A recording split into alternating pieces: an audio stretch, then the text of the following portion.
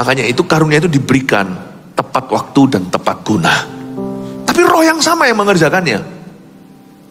Dan salah satu karunia yang sangat unik, meskipun sangat umum sekali, yaitu karunia untuk menyembuhkan atau karunia kesembuhan ilahi, itu jarang dimengerti. Coba saya jelaskan kepada Anda. Sebelum saya masuk ke sebuah contoh soal, saya ambil langsung nanti dari kitab Injil tentunya, yaitu di Yohanes pasal 5 ayat 1 sampai 9. Nanti saya akan jelaskan ayat per ayat. Karunia kesembuhan ini tidak berarti ada orang yang bisa menyembuhkan. Karunia untuk menyembuhkan ketika ada orang sakit, misalnya kita sendiri yang sakit atau orang lain yang sakit, waktu kita doakan, kesembuhan itu diberikan sebagai kado dari Tuhan.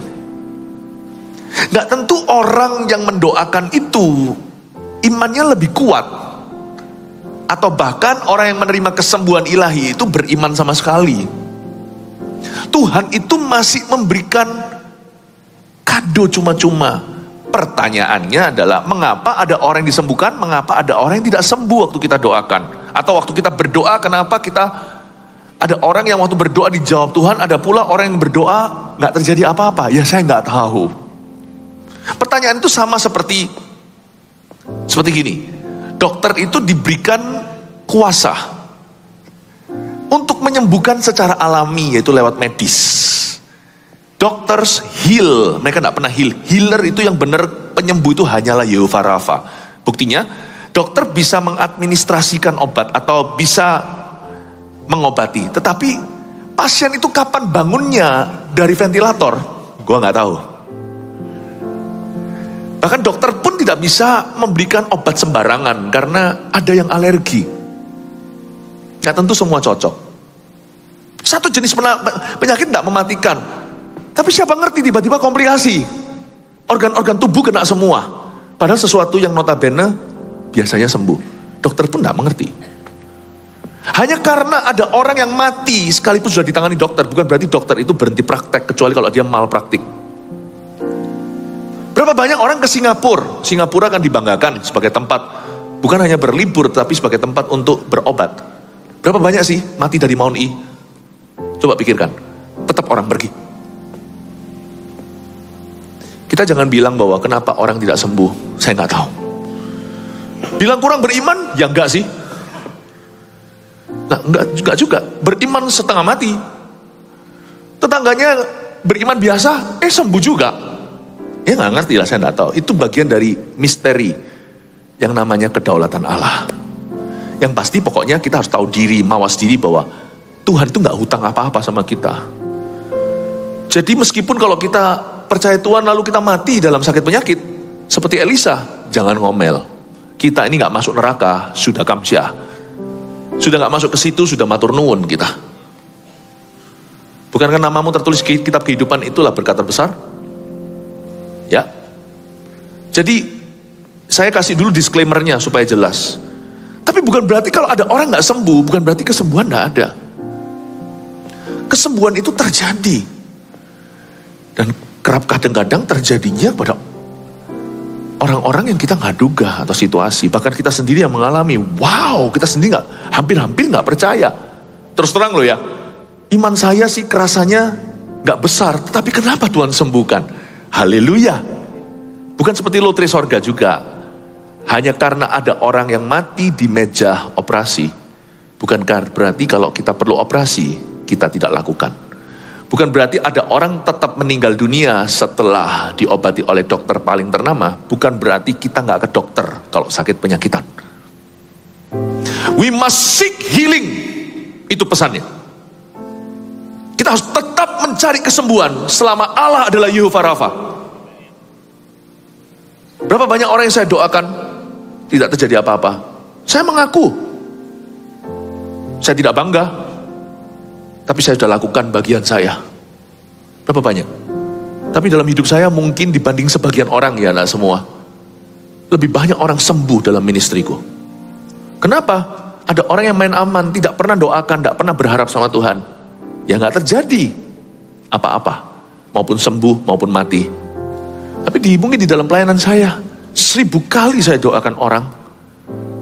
Mungkin, katakan katakanlah taruhlah 70%, 700 kali nggak ada terjadi apa-apa, saya tetap punya 300 kasus kesembuhan. I seek healing. Praktek terus. Kalau dokter menyembuhkan through natural means atau melalui jalur alami,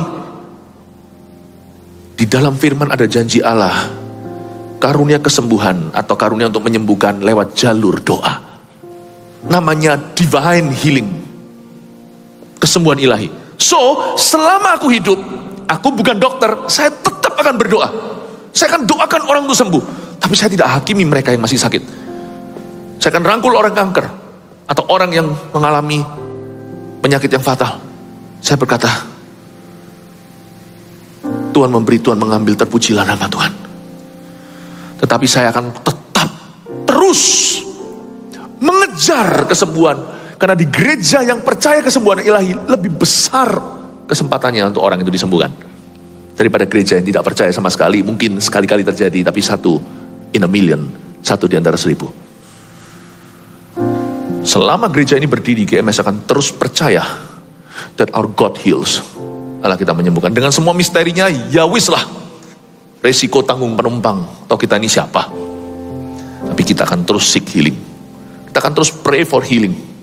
Doakan kesembuhan. Lihat, berapa banyak orang yang actually sungguh-sungguh sembuh. Banyak sekali kesaksiannya. Pandemik aja setiap saat teduh, kesaksiannya. Oh haleluya. God can increase the blessing. Tuhan bisa menambahkan karunia itu pada sebuah gereja, pada sebuah individu. Karunia untuk menyembuhkan. Yohanes 5 ayat 1-9, penyembuhan pada hari Sabat di kolam Bethesda. Saya akan telusuri ayat per ayat untuk menjelaskan kepada Anda bahwa karunia ini ada. Sesudah itu ada hari raya orang Yahudi dan Yesus berangkat ke Yerusalem. Latar belakang cerita, ada hari raya orang-orang Israel, Yesus berangkat ke Yerusalem. Di Yerusalem dekat pintu gerbang domba ada sebuah kolam. Profetik sekali ya, pintu gerbangnya domba. Ini gembala masuk lewat pintu gerbang itu. Pada saat itu bait suci dikelilingi tembok, ada pintu gerbangnya. Ini pintu gerbang sampah, ini pintu gerbang apa, namanya sesuai dengan fungsinya. Sampah itu untuk buang-buang sisa-sisa korban. Pintu gerbang domba untuk mengingatkan bahwa Allah, Tuhan kita itu gembala. Yesus jalan di situ. Lihat ini, kesembuhan itu terjadi bukan karena orang yang menerima kesembuhan itu worthy. Makanya jangan heran, ada orang baik, orang benar, tetap menderita. Tapi ada orang yang jahat, bukan berarti, jangan pernah kita tuduh Tuhan gak adil atau Tuhan gak fair. Fair itu apa sih? Mau fair? Masuk neraka lah, fair buat kita. Semua kita. Jangan pernah nilai. Nanti sebelum saya kasih bocoran, sebelum kita baca lebih lanjut, orang ini gak layak terima kesembuhan, karena orang ini pada akhirnya mengkhianati Yesus. Orang ini mengkhianati Tuhan. Ini kolam Bethesda ini bukan cerita kesembuhan yang berakhir benar. Bukan cerita healing yang terjadi dengan happy ending. Enggak. Oke, di Yerusalem dekat pintu gerbang domba ada sebuah kolam yang dalam bahasa Ibrani disebut Bethesda. Ada 5 serambinya. Masih ada di Israel sih, tapi sudah nggak ada airnya. 5 serambi ya. Dan di serambi-serambi itu berbaring sejumlah besar orang sakit. Berbaring sejumlah besar orang sakit, jumlahnya nggak sedikit. Orang-orang buta disebut jenis penyakitnya. Orang-orang timpang dan orang-orang lumpuh. Bedanya timpang dan lumpuh adalah lumpuh itu lumpuh, paralisis.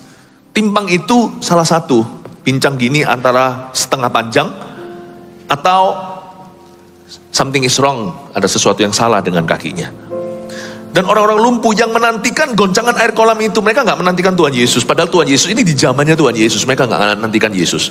Mereka nantikan malaikat goncangan kolam. Kalau saya jadi Tuhan, saya cemburu lah. Kalau saya jadi Tuhan, saya pasti sudah marah. Saya berkata, enggak, gua kasih sembuh, biar mati semua. Namanya manusia kan kejam. Enggak tuh. Anda jangan kaget loh ya. Allah kita yang disebut oleh dunia Allahnya orang Kristen menyembuhkan di luar tembok Kristen. Anda jangan kaget, ada orang-orang yang divisit di rumah sakit, ada cerita-cerita sebagian hoax, sebagian sungguhan. Tiba-tiba orang itu bangun dari koma, bukan orang Kristen dan tidak memuliakan Tuhan setelahnya. Tuhan itu masih masyigu, hatinya masih kasih kesembuhan. Tapi jangan tanya kenapa gak kasih semua, saya gak ngerti. Dan karena kesembuhan juga gak bisa berjalan dengan seenak gua. Ayo ke rumah sakit aja, bangkitkan semua orang. Zaman Yesus saja Tuhan gak bangkitkan semua orang kok. Petrus tidak membangkitkan semua orang seperti Dorcas. Ada berapa orang lumpuh ketika di sebuah kota. Paulus lihat ada orang yang kakinya lumpuh, dia lihat, pandang, lalu berkata, berdirilah. Lalu dia disembah sebagai dewa oleh seluruh kota itu. Terjadi huru hara. Coba bayangkan, orang yang sama, mob yang sama yang mengelulukan dia akhirnya menghajar dia sampai mati. Sehingga umat Tuhan, orang-orang Kristen di kota itu harus berdoa. Lalu Paulus bangun, lalu kembali ke kota. Kemudian hari memberitakan Injil lagi. Coba Anda baca semua kesaksian-kesaksian ini. Tuhan itu bahkan menyembuhkan di luar tembok kekristenan. Jadi kalau ada di antara kita yang dulu gimana harus tiba-tiba sembuh, ingat ya, kesembuhan itu bukan milik kuasa gelap. Itu Tuhan, tapi mereka tidak mengakui sumbernya. Seperti Paulus, ketika menyembuhkan orang lumpuh itu, semua orang kasih kemuliaan pada dewa kota itu. Paulus nolak, malah dirajam dia. Padahal tadi barusan jadi pahlawan yang dielukan. Lihat orang itu hatinya begitu gelap. Manusia itu hatinya bisa begitu bebal.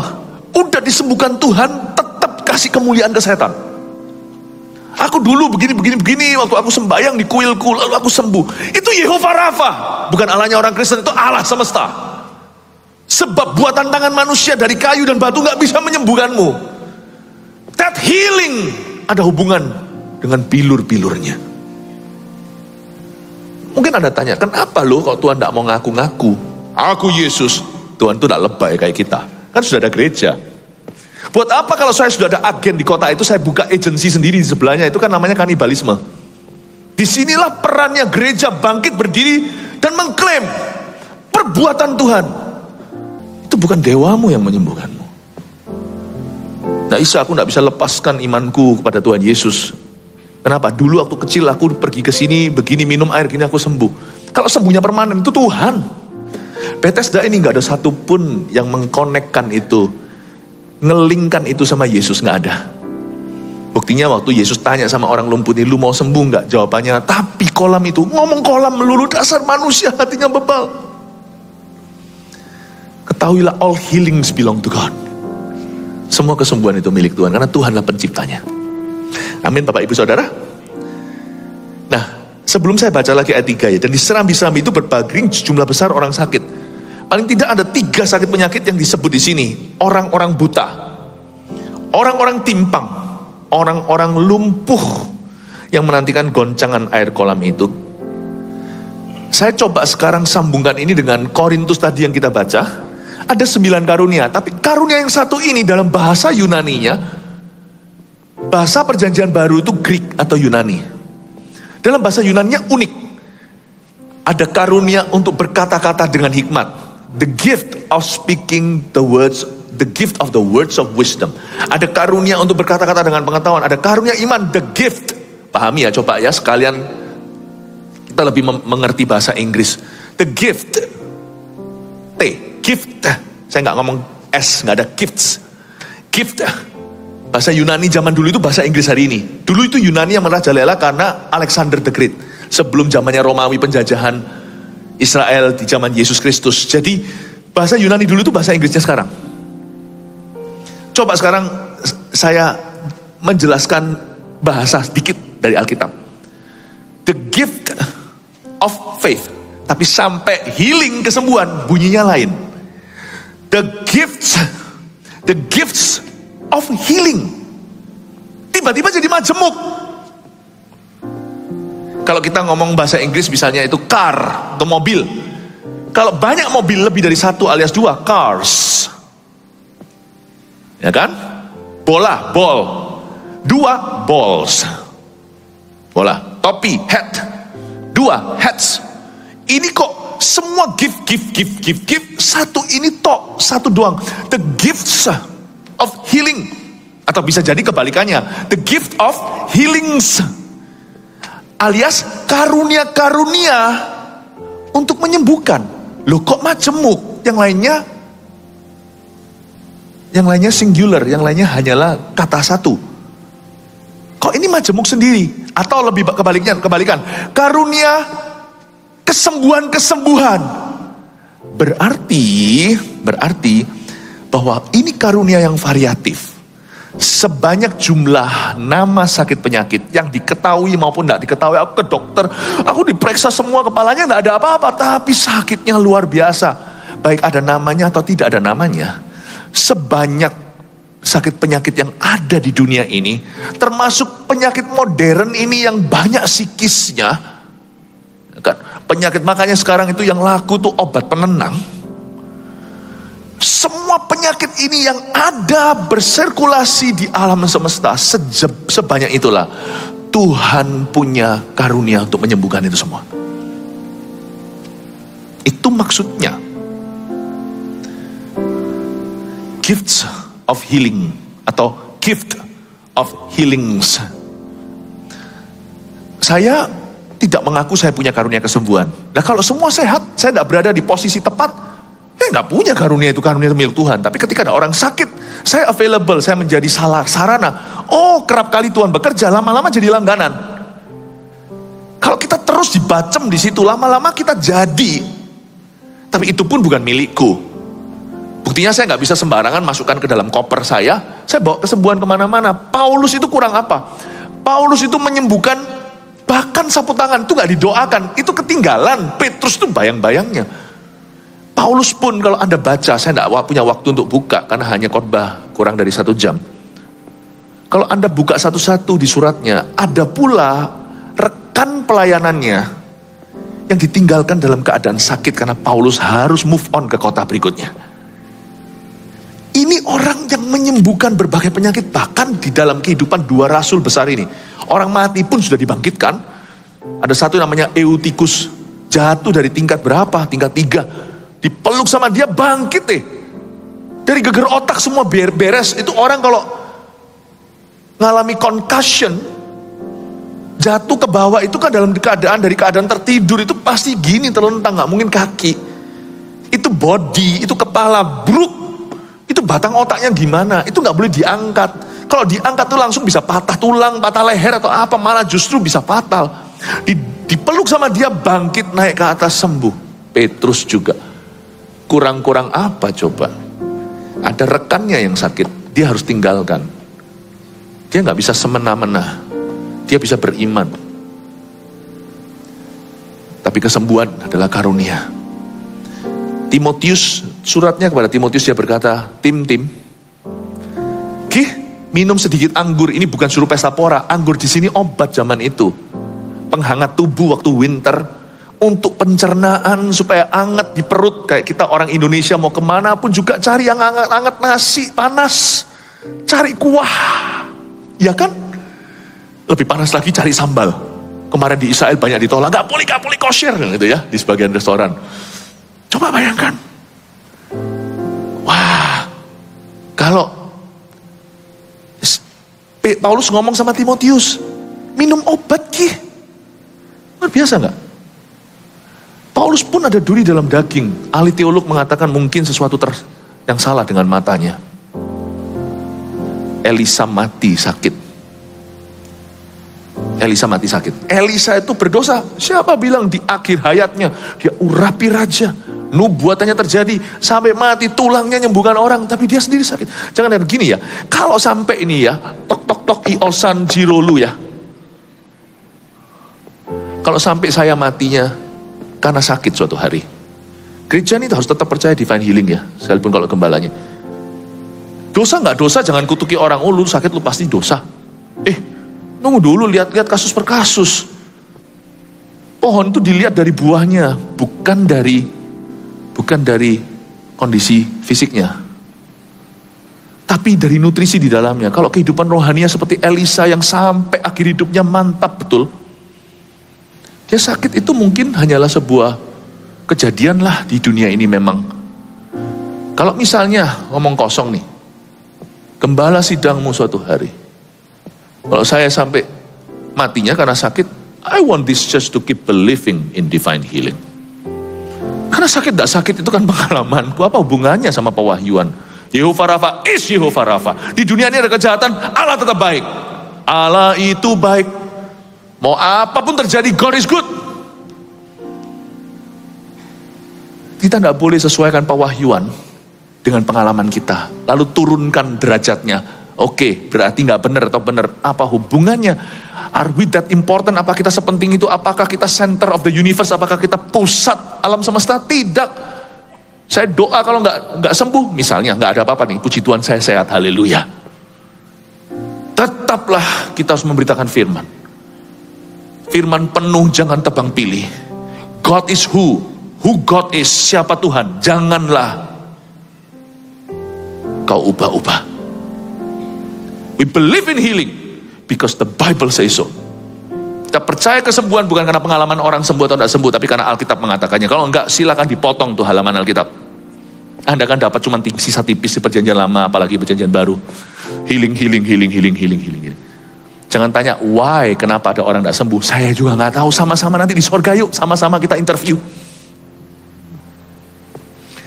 But I believe in healing because I believe in God. Tahu nggak, ada nabi seperti contohnya Yesaya. Berapa orang tuh percaya dalam pelayanannya? Ada nabi yang sampai seumur hidupnya tak ada satupun bertobat. Bukan berarti Allah salah. Berapa banyak modern misionaris modern 1800-1900 di China atau di Afrika, David Livingstone atau siapa, sampai seakhir hayatnya mati di atas lututnya, tak satu pun jiwa dia bawa ke Tuhan. Bukan karena salahnya, tapi kalau Anda lihat Afrika hari ini, Anda lihat China hari ini, boom, revival di mana-mana. God is never wrong. Tapi juga jangan terlalu terburu-buru menyebut kematian jasmani itu kesembuhan sempurna. Berapa orang mengambil alasan, nanti jadi kabur, jadi blur. Kesembuhan ya kesembuhan, mati ya mati gitu loh, mati adalah keuntungan. Nggak sembuh ya nggak sembuh, nggak apa-apa. Elisa nggak sembuh tuh, tapi tulangnya membangkitkan. Tapi bukankah cerita seperti itu membuat kita menggapai cukup dekat, tidak sampai ke sorga terlalu jauh. Elisa pun, saya nggak iman itu sakit, saya iman itu sembuh, sehat sampai akhir hayat kita semua. But don't be afraid to believe. Jangan takut untuk percaya. Just because hanya karena ada orang-orang tertentu tidak mengalaminya. Amin Bapak Ibu Saudara. Tangkap ini ya. Gak perlulah kalau ada orang sakit kita doakan Tuhan, terserah mau apa. Ngapain Tuhan diomongin sesuatu yang begitu? Diemin aja mati kok. Sorry. Kalau memang doa lawan arus, meskipun nanti dihujat seluruh dunia, lu doain gak sembuh, ya sudah. Daripada saya hanya menjadi partisipan, sama-sama ikut arus, paling tidak kan saya sudah percaya. Ibrani 11 berkata, mereka mati semuanya yang dituliskan di pahlawan iman, tak satu pun memperoleh melihat janji itu digenapi di dalam zamannya. Tapi puji Tuhan, di zaman kita melihat banyak kesembuhan. Haleluya, kasih tepuk tangan Tuhan. Ada handphone gak? Yang tadi yang grupnya Kadep tadi ada satu kesaksian masuk. Saya lihat Pastor Yuni makin hari makin tampan. Ini HP di dalam grup ketua departemen ya. Tadi masuk satu. Nanti saya ceritain ya. Shalom. Ini yang baru fresh ini. Ini fresh from the oven tadi nih. Shalom, 9 bulan yang lalu anak kami didiagnosa dokter cacat telinga sebelah kiri karena pernah dipukul oleh teman saat satu SD dengan penggaris kayu guru. Kami sudah pergi ke berbagai dokter di Surabaya, Malaysia dan Singapura. Hasilnya dinyatakan pendengaran telinga sebelah kiri tidak bisa lagi kembali normal. Akhir-akhir ini tiba-tiba anak saya mengeluh telinga kanannya bermasalah. Kami memutuskan untuk periksa ke dokter THT dan hasil pendengarannya audiogramnya menunjukkan telinga kanan dan kiri pendengarannya menurun, yaitu sampai 45 sampai hingga 50%. Hati saya hancur mendengarnya. Keterangan audiogram normal maksimal 20%, tuli sama dengan 100%. Seminggu kemudian anak saya kembali kontrol ke dokter, hasilnya menurun lagi, tambah turun, tambah buruk menjadi 50-65%, berarti bentar lagi sampai 100 itu tuli. Lebih buruk dari sebelumnya, dokter mendiagnosa sudden deafness. Dokter nggak salah, dokter memberitahu fakta. Ini akan tuli mendadak, karena sudah kelihatan trennya turun. Saat AOG Conference tadi yang kita lihat itu diadakan, anak saya bercerita kalau ada dorongan yang kuat untuk maju saat altar call oleh Pastor Philip. Ini bukan sayanya ya, saya kebetulan lewat, itu aja ya. Ini bukan sayanya, sekali lagi, ini Tuhannya. Di saat itulah Tuhan menjamah dan memulihkan pendengaran anak saya. Anak saya merasa bahwa suara yang dia dengar tiba-tiba menjadi lebih keras daripada biasanya. Sehingga akhirnya kami teskan pendengaran anak kami untuk yang ketiga kalinya, dan hasil audiogramnya menyatakan huruf besar semua normal. Telinga yang awalnya didiagnosakan oleh dokter tidak akan bisa kembali pulih, yaitu diagnosa 65% mendekati tuli, sekarang menjadi normal. Praise the Lord, Tuhan menjamah dan menyembuhkan anak kami. Mujizat Tuhan yang tak pernah kami balas, dapat kami balas. Tuhan Yesus sungguh teramat baik. Selfie CGC 58. Terima kasih Pastor Yo, terima kasih Tuhan Yesus. Ya, ada yang sembuh. Ini jenis penyakit. Saya ceritain sedikit. Saya percaya kesembuhan sejak saya bertobat. Bagaimana tidak, karena saya umur 6 disembuhkan oleh Tuhan. Lain kali aja cerita, panjang cerita. Tahu kan jari kanan, jari tengah saya ini bengkok kenapa? Saya pernah cerita. Saya pernah disembuhkan. Dan waktu saya bertobat terima Tuhan, saya ngomong sama Tuhan, Tuhan aku bukan mau sok-sokan. Tidak ada satupun karunia ini boleh dipakai untuk memanipulasi orang lain, untuk kepentingan pribadi, apalagi personal glory. Tapi saya terbeban, kalau lihat orang sakit saya terbeban. Entah kenapa Tuhan kasih saya beban, khusus untuk mendoakan orang yang telinga. Tadi ini pun tidak disengaja. Hari ini saya khotbah ini, saya mau kasih contoh ini, lalu masuk kesaksian ini. Seperti ada semacam, kan ada gifts of healing, atau gift of healing, atau karunia kesembuhan-kesembuhan. Saya itu banyak hokinya, kata orang, atau banyak jodohnya. Itu sama awal-awal pelayanan itu pada ketulian. Baik tuli total atau tuli separuh, setengah, pada pendengaran. Mungkin ada hubungannya, mungkin nih, asumsi spekulasi ini, mungkin ada hubungannya dengan saya itu menjadi seorang pemberita kebenaran. Jadi telinga rohani dengan telinga jasmani itu THT-nya nyambung lah, gitulah. Anggaplah pikiran saya yang konyol. Jadi kesembuhan-kesembuhan pertama yang terjadi itu ada dua. Saya itu banyak berkecimpung di sini. Kalau di sini, di Bethesda itu orang buta, orang timpang, orang lumpuh. Kalau Anda baca Filipus yang di Kisah Para Rasul itu banyak orang lumpuh berjalan. Bukan orang buta. Banyak kesembuhan itu kalau saya, rentetan saya coba untuk bariskan. Itu banyak yang berhubungan dengan telinga. Awal-awal nih pelayanan. Sembuh-sembuh telinga. Dan tulang. Di SCC ini pula, 2004, yaitu 19 tahun yang lalu, kita adakan KKR namanya Festival Kuasa Allah. Itu orang tuli mendengar, lalu orang lumpuh berjalan. Di situ ada satu orang dari Brunei Darussalam datang ke sini, bertamu, berkunjung ke acara, lalu sembuh. Dari sesuatu namanya itu keren lah, namanya itu nama penyakitnya keren. Jarang sekali dan langka. Lalu tulang-tulang mulai berderakan, tek tek tek tek. Saya juga banyak dipakai Tuhan awal-awal itu di tulang belulang. Mungkin ada hubungan dengan tulang kering itu karena semangat yang patah. Saya dulu mungkin ada hubungan, saya nggak tahu. Tapi banyak sekali teman saya satu yang pertama kali tulangnya disembuhkan. Waktu saya doa saya nggak tahu. Waktu saya doa itu tulangnya itu menjadi lurus. Itu kan ada angkanya nih, berapa L, berapa apa. Ini belakang ini kan, itu ada angka-angka keren ya. Saya juga nggak ngerti. Tek. Padahal dia sudah ke chiropractor, sudah pergi ke dokter, udah difoto segala zaman itu karena hasil tabrakan, ditabrak dari belakang itu kan fatal. Makanya itu yang bagian kepala itu jangan dicopot. Kalau memang mau keluar kota apalagi itu ditabrak dari belakang. Kalau nggak ada itunya, leher patah. Jadi itu ada fungsinya itu belakang itu, empuk. Des gitu. Tapi itu pun karena impactnya. Karena dampaknya bus gitu. Ininya langsung keluar semua. Dadar keluar. Itu difoto kan jelas. Saya doakan itu, makanya saya doa kalau dia nggak konsentrasi nangis melulu. Saya doakan kamu kok nangis melulu. Saya nggak ngerti dulu. Saya doakan. Ternyata dia dengar suaranya sendiri. Tak. Dia ke dokternya ateis di Kanada, tunjukkan dan berkata, apa yang terjadi dengan kamu? Ini foto kemarin, ini foto hari ini, what happened to you? Dokternya garuk-garuk kepala, orang barat yang tidak percaya. Tapi saya waktu itu belum ngerti, masih umur 18, saya belum paham bagaimana harus mendokumentasi, jadi nggak ada, itu hilang semua. Mana gua tahu hari ini bisa jadi kesaksian dan segalanya. Lalu habis itu telinga, tulang telinga. Terus terakhir mulai banyak berkembang, khususnya waktu pandemi. Itu mulai variasi kesembuhan A sampai Z terjadi. Maksud saya ngomong begini bukannya di dalam kerajaan sorga ada dokter spesialis, itu bukan. Tetaplah ke dokter, kami pendeta bukan dokter. Tetapi kita itu bisa punya beban khusus. Seorang saudara saya punya beban khusus untuk orang buta, tapi bukan mendoakan, tapi untuk mendukung mereka. Mungkin mensponsori, siapa tahu. Kita itu ada beban khusus. Dan bisa punya karunia di sana. Dan ada kelebihan-kelebihan di karunia di bagian itu.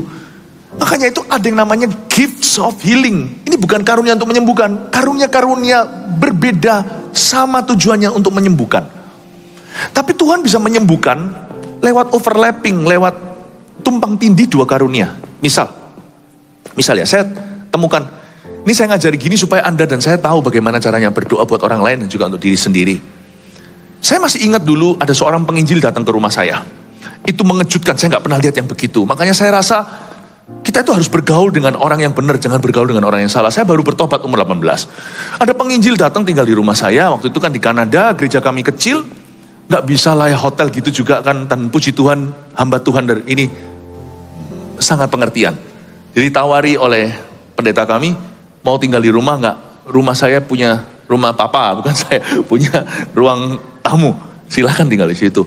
Jam 3 udah bangun berdoa, saya tinggal di dekatnya kamarnya, saya nggak bisa tidur sampean. Ini orang kenapa? Awalnya saya hakimi karena saya baru-baru antara bertobat dan tidak. Saya lihat di situ kumpul semua tante-tante anak muda. Dia doain orang. Bayangkan, doain orang sembuh. Ada satu itu yang matanya itu buta satu, didoain sembuh. Saya bilang, wow, ini sandiwara ini. Saya dulu kira gitu, saya nggak ngerti. Sampai adik saya sendiri di gips. Didoakan, dicopot gipsnya langsung sembuh. Saya bilang. Tapi dia mendoakan orang itu lama sekali.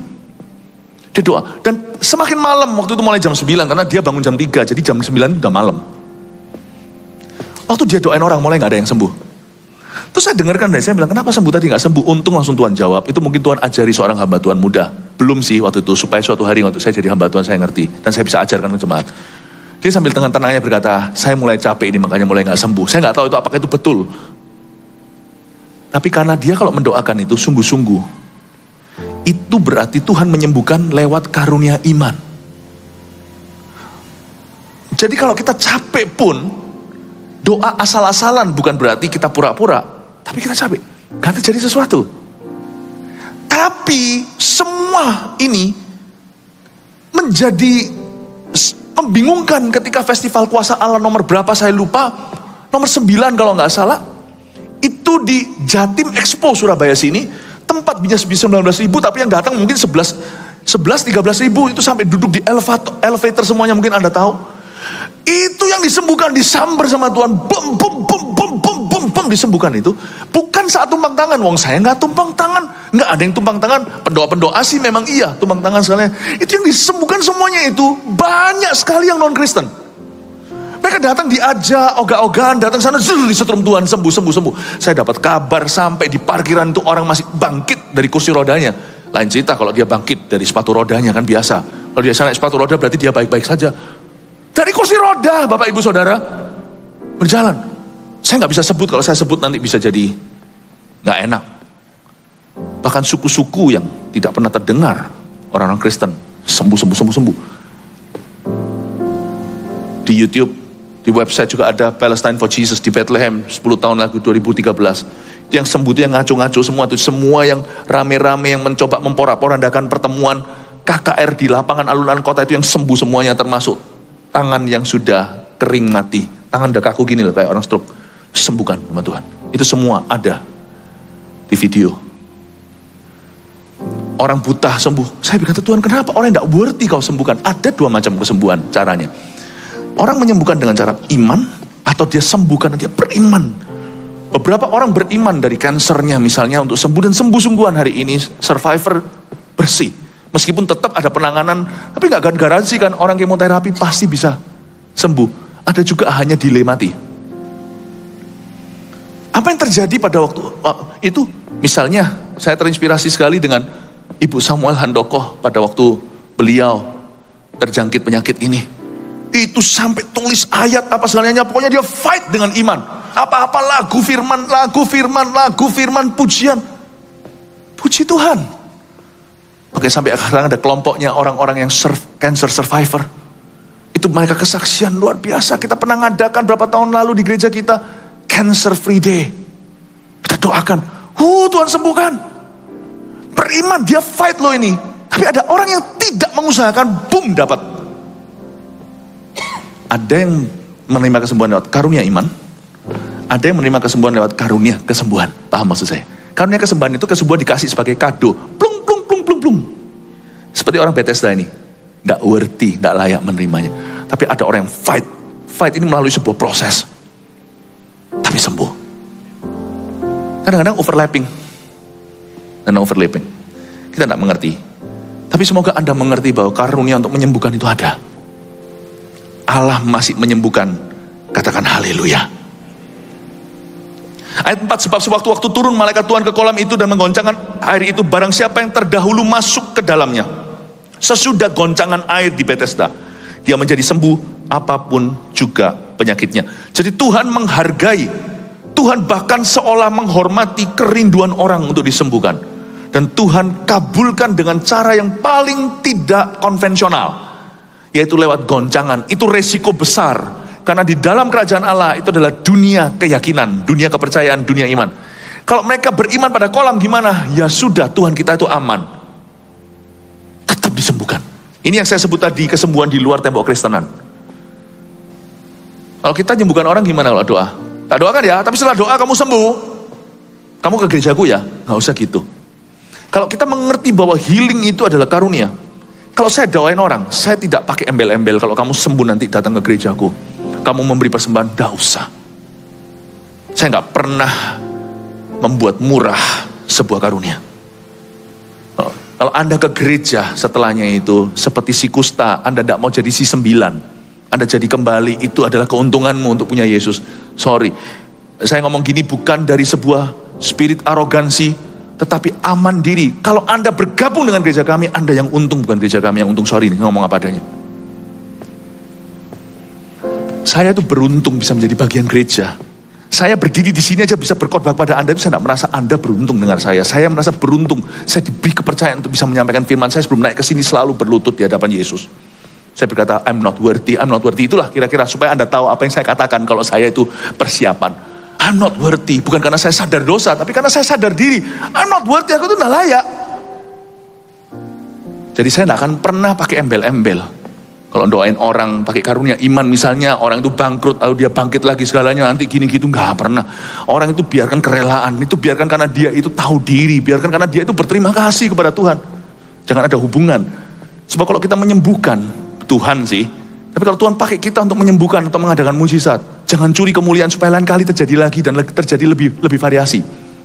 Orang yang suka mencuri kemuliaan sekali sembuh udah begitu, sekali menyembuhkan maksudnya udah begitu. Orang begitu biasanya sama Tuhan dibeli putus. Tuhan berkata, bye-bye, seperti layang-layang terputus. Don't do that. Jangan hitung berapa orang yang sembuh. Saya hanya kasih kesaksian itu jikalau perlu. Memang kesaksiannya. Saya tidak mengkoleksi mengarsip. Kecuali untuk kebutuhan gereja. Saya nggak pernah. Siapa-siapa sembuh nggak pernah. Seorang hamba Tuhan mati tahun 1907, Alexander Dowie. Itu orang hebat memang. Tapi mungkin kesalahannya dia jadi habis itu mengira bahwa dia bisa melakukan segala perkara. Padahal segala perkara itu di dalam dia yang memberi kekuatan. Itu lupa. Dia koleksi kruknya orang, kursi rodanya, semua yang dia doakan, alat pendengar, semuanya dipajang di rumahnya. Temboknya semuanya. Saya nggak pernah. Yang saya pajang di rumah saya adalah fotonya istri anak-anak saya. Dan fotonya orang-orang yang dekat dengan kami. Kesembuhanmu kalau terjadi lewat pelayananku, nothing to do with me. Gak ada hubungannya dengan saya. Jangan pernah kita pasti embel-embel. Kita doakan. Papa kalau sembuh ya, Papa harus terima Tuhan. Lebih baik daripada gitu berkata, Tuhan sayang padamu, Pak. Tuhan sayang pada Papa. Tuhan cinta Papa. Tuhan bisa sembuhkan. Papa kita berdoa. Kalau sembuh, Tuhan cinta pada Papa. Mana ada orang tahan diberitahu Tuhan cinta kalau nggak ke gereja? Daripada kalau gini, jangan buat kontrak. Cuma-cuma kau menerimanya. Cuma-cuma berikanlah. Jelas lo mandat dari Tuhan. Saya tidak pernah mau biarkan orang kalau mengalami mujizat Tuhan lalu. Pastilah kalau orang itu dijamah Yesus, pasti dia mau dekat Yesus. Orang mau dekat Yesus pasti ke gereja lah, bukan ke dugem. Dugemnya dia lain. Kalau dugemnya dunia itu dunia gemerlap, dugemnya kita adalah dunia penggembalaan. Dunia gembala. Pasti dia mau digembalakan oleh Tuhan Yesus. Amin Bapak Ibu Saudara. Tapi saya melihat berkali-kali. Saya punya cerita itu 1001. Saya doakan satu orang dapat mujizat double. Orang itu sembuh dari stroke, sisa stroke-nya itu jalan normal. Satu lagi, dia tidak jadi bangkrut. Di zaman krisis luar biasa, tahun berapa itu? Tahun 98. Krisis luar biasa, itu pabrik-pabrik tutup. Orang puji Tuhan bisa punya sandang pangan. Ya, saya doakan dalam waktu sekejap Allah melakukan 2 mujizat. 1, karunia kesembuhan terjadi, karunia menyembuhkan, dan karunia berikutnya yang saya akan jelaskan untuk mengadakan mujizat. Itu pabriknya bisa berubah total, malah ngelembur. Persis kata-kata saya overlapping atau tumpang tindih dengan karunia nubuatan. By this time saya sebut tanggal, berubah. Saya suruh lakukan gitu kemana-mana, nggak bisa. Kita nggak bisa manipulasi karunia, itu Tuhan utus. Dan kesempatan itu memang Tuhan bekerja. Tapi memang ada orang yang berharap, ternyata teman orang itu berdoa yang minta saya ke sana. Terus terang yang minta saya ke situ adalah almarhum Profesor Erwin Sarwono, yang saya sangat kangen dan rindu hari ini. Sudah meninggal bersama dengan Bapak surga. Tahu apa yang terjadi setelah saya doakan? Bertobat? Enggak. Datang ke gereja untuk ngomong terima kasih dan tawari saya untuk pergi lihat sama dia. Ada katanya ada orang sakti paranormal. Lah, kok paranormal itu siapa yang normal? Yang datang ke rumahmu waktu itu pendeta. Sembuh sama sekali. Waktu sebelum sembuh saya ceritanya. Saya itu sudah tidak mau waktu datang ceritakan orang ini 3 sih. Dia psikis mulai masalah pekerjaan, masalah kesehatan, masalah jiwanya. Saya sebelum buka pintu untuk meninggalkan rumahnya, karena saya tidak sudi. Saya tidak peduli you siapa. Saya tidak sudi kalau Anda merendahkan Tuhan seperti itu untuk hal-hal yang merupakan berhala bukan Allah. Roh Kudus ngomong dengan jelas sama saya, kembali tumpangan tangan. Saya ngomong gini sama Tuhan, kalau saya tumpangan tangan dia sembuh. Bukan karena saya percaya diri, karena saya percaya Yesus. Saya taruh tanganku, orang itu sembuh Tuhan. Tuhan pasti. Jangan tanya Tuhan pasti, seolah-olah Tuhan tidak pasti, jangan gurui Tuhan. Saya salah ngomong itu. Waktu Tuhan diam saya ngerti. Tuhan, are you sure? Kembali. Tumpangkan tanganmu kepadanya. Saya bilang, saya tahu loh, saya ini hafal manusia. Saya ini juga pernah belajar psikologi di sekolah. Saya tahu tipe ini gak akan bertobat punya. Kalau sembuh dia akan bilang itu karena kesaktian, bukan karena Tuhan. Tuhan gak salah lihat. Lalu saya dapat ayat, siapa berani jadi penasihatku, mati gak kalau digituin sama Tuhan. Balik saya tumpang tangan dalam nama Yesus, gak bawa minyak lagi. Saya cuma berkata, dalam nama Yesus Bapak akan sembuh. Saya tinggalkan, minggu depannya everything change. Hari ini mungkin, semoga kalau ada di sini bertobatlah. Tapi kalau anda ada, setahu saya dia jadi penyembah berhala tuh. Anda kira Tuhan memberi kado kepada orang baik? Tuhanmu itu baik, dia memberi kado ke orang jahat juga. Itulah intisari kesembuhan ilahi. God is so good, I don't understand him. Terus terang di situ saya mau kritik Tuhan dan berkata, are you sure? Kalau Tuhan seorang businessman ini salah investasi. Ini gak ada returnnya ini. Gak ada kembalinya. Tuhan berkata, go back. Place your hand. Tahu gitu saya sebelum taruh ke atas kepalanya. Saya gak berani sama Tuhan. Bukti, pada waktu datang ke rumah saya, ke gereja waktu itu. Lihat, waktu keluar saya bilang sama Tuhan, see, don't you think I knew? Tidakkah kau tahu? Tidakkah kau kira aku sudah tahu? Demikianlah aku mengasihimu. Malu saya. Berapa kali kau kecewakan aku, Philip Mantova. Aku tetap mencintaimu. Jangan kritik orang itu. Doakan untuk pertobatannya. Paham? Berapa banyak di sini tidak berani minta kesembuhan? Karena merasa tidak layak. Salah. Kalau Anda merasa layak minta disembuhkan, itu pikiran yang salah. Apakah Anda kira Anda disembuhkan, ditebus di Kalvari itu karena bilur atau karena jasamu?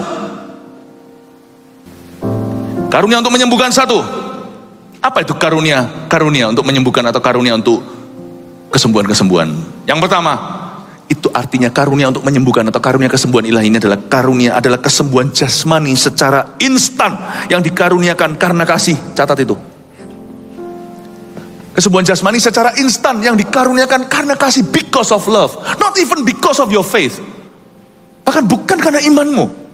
Diberikan karena kasih. Jangan pertanyakan kasihnya kenapa aku enggak atau orang lain itu tidak. Udahlah, sudahlah. Gak usah jadi orang yang gitu terus. Kayak kita ini siapa? Tapi betul, ini karunia kesembuhan jasmani. Jadi gak termasuk ya orang-orang yang, jangan dikit-dikit bilang kesembuhan. Kesembuhan itu karunia dan itu sungguhan ada. Nanti blur, nanti batasnya gak jelas. Aku ini gini kesembuhan, aku disembuhkan dari pikiran kotor, itu pertobatan. Kesembuhan. Ya aku alami kesembuhan lah, ya Tuhan sembuhkan aku, ini gini. Kesembuhan ilahi jauh lebih serius dari itu loh. Dan ini yang dimaksudkan karunia untuk menyembuhkan, karunia kesembuhan jasmani.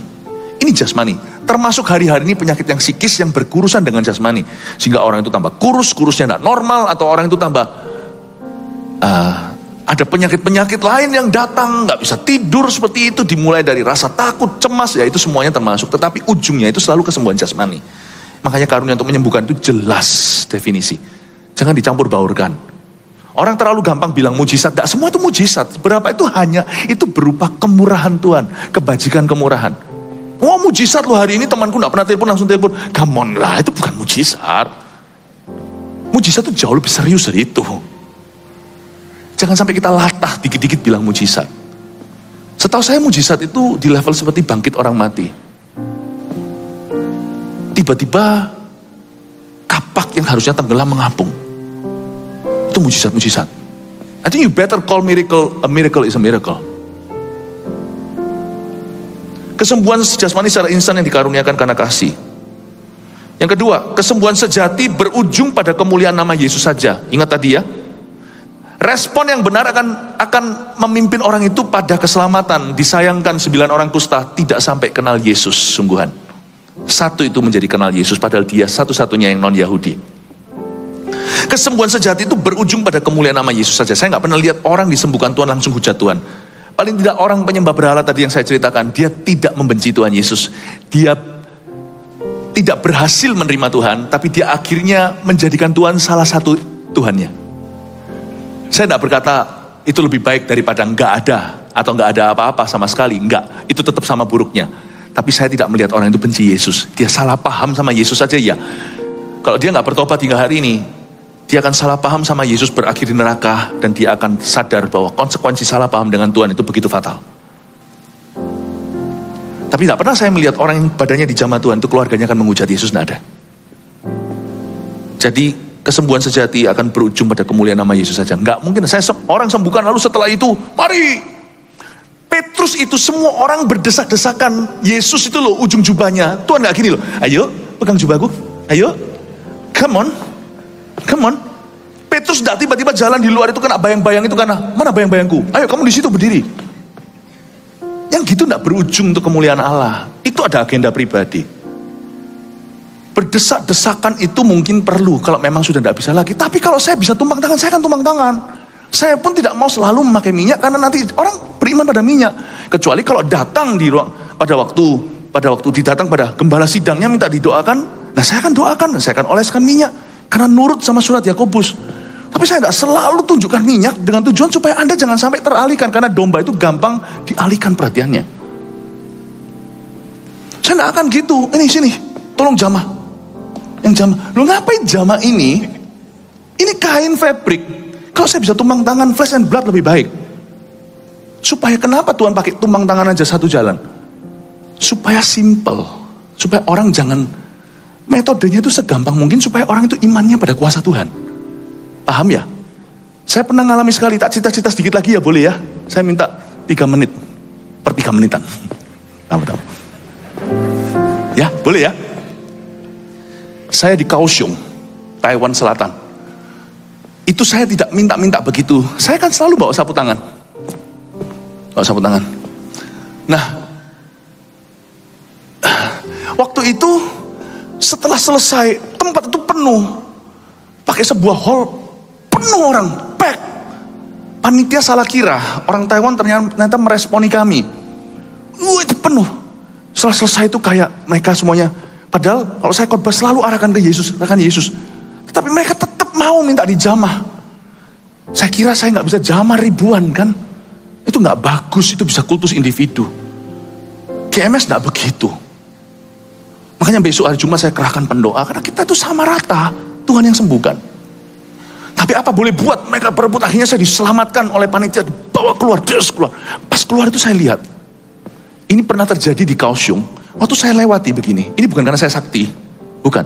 Tapi karena ternyata iman orang haus, meskipun mereka salah berharap, tapi Tuhan itu baik kayak Bethesda. Karunia itu diberikan untuk orang-orang yang gak layak, bahkan mungkin doktrinnya masih kurang pas. Waktu saya lewat itu kan ada bayang-bayang, karena itu malam, tapi kan ada lampu. Itu saya lewat, saya dievakuasi, itu orang-orang tak lewatin. Ini gak terjadi bahkan di Indonesia. Itu rebah semua. Saya lewatin itu. Saya terus gak GR. Wush. Enggak. Saya bilang, ya ampun Tuhan. Ya ampun Tuhan. Mereka minta directly, ya bisa loh, ngapain lewat gitu. Sorry loh Tuhan. Bahasa Taiwan, paisei Tuhan. Sungkan Tuhan.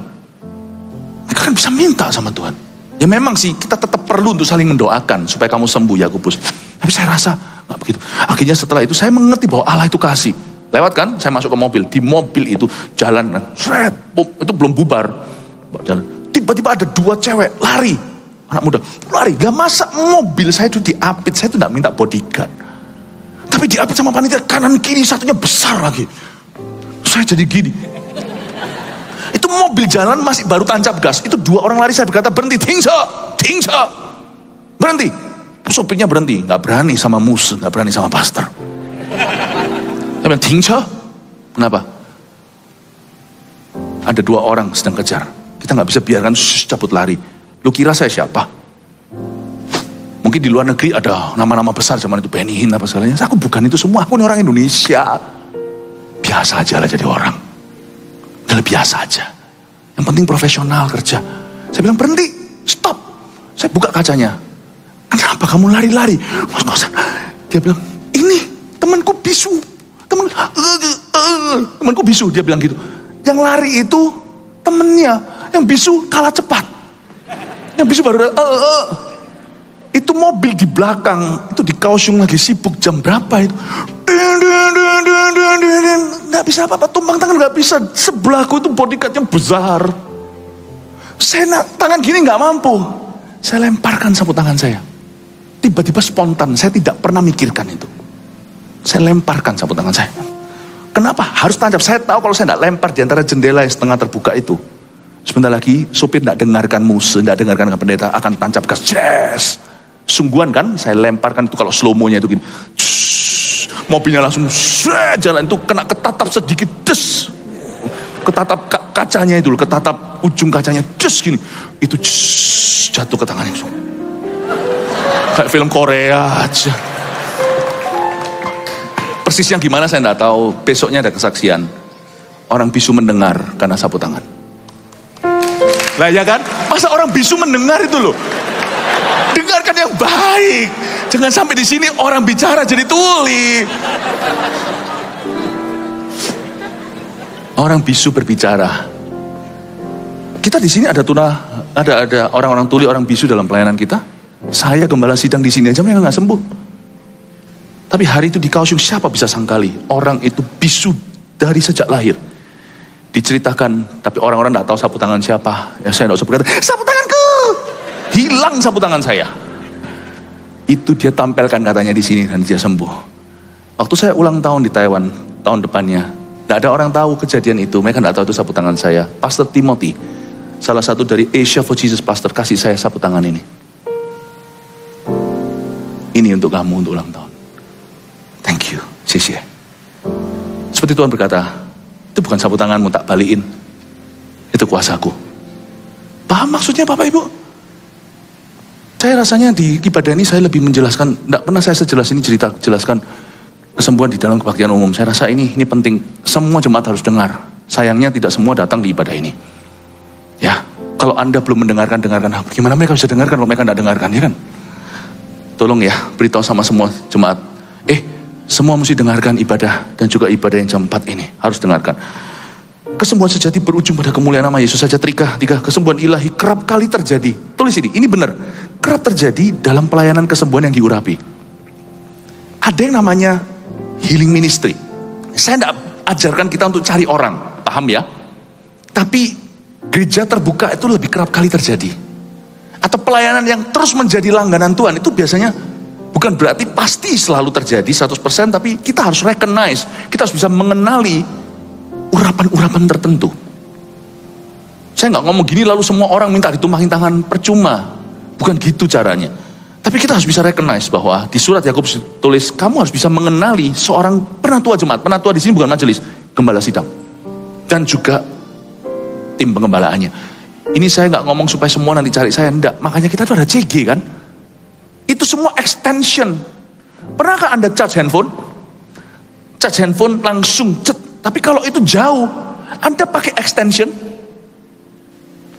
Waktu extensionnya jauh, misalnya berapa ratus meter, ya kan? Lalu Anda tancapkan, tetap ke-charge nggak? Pakai lama nggak? Lebih mungkin 1-2 detik untuk dia ngalir dulu. Paling cuma berapa detik jam sorga. Sama kalau Tuhan mau sembuhkan lewat CGL-mu. Karena mereka sah kita angkat. Sebagai pemimpin-pemimpin seperti nasihat Yetro, ya kan? Bapak Ibu Saudara, saya ngomong begini supaya kita itu mengenali, recognize a ministry. Selain itu terjadi gerakan kesembuhan. Kenapa waktu FKA banyak terjadi kesembuhan ketika saat teduh, ketika besok hari Jumat? Kenapa? Karena Tuhan itu bekerja dalam kairos-kairos yang kita janjian. Karena di situ kita aktivasi iman. Juga ada pelayanan Elia, Elisa, banyak sembuh. Pelayanan Petrus dan Paulus banyak sembuh. Kenapa? Karena mereka diberi healing ministry sama Tuhan. Apakah semua sembuh? Paulus tidak semua sembuh. Ada juga yang tinggalkan sakit, Timotius suruh minum obat, dia sendiri matanya kena apa? Meskipun tidak tulis demikian di Alkitab, tapi duri dalam dagingnya. Petrus nggak sakit sih, mertuanya sembuh. Saya nggak bisa jadikan contoh, Elisa tapi bisa. Saya berdoa di dalam nama Yesus, agar Anda bisa recognize the ministry. Dan terpujilah Tuhan, kita berada di gereja yang terbuka untuk karunia ini dari Roh Kudus. Kasih tepuk tangan untuk Tuhan.